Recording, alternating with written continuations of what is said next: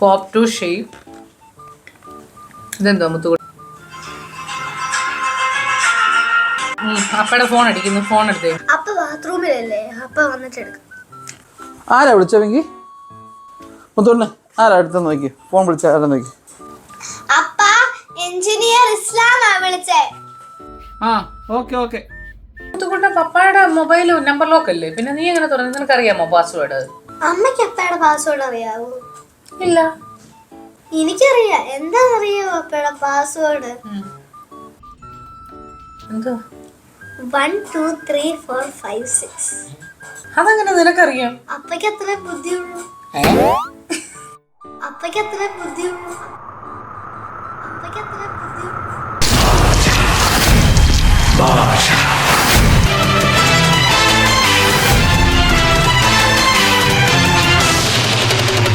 நான் ஒரு தடவை சொன்னா 100 தடவை சொன்ன மாதிரி.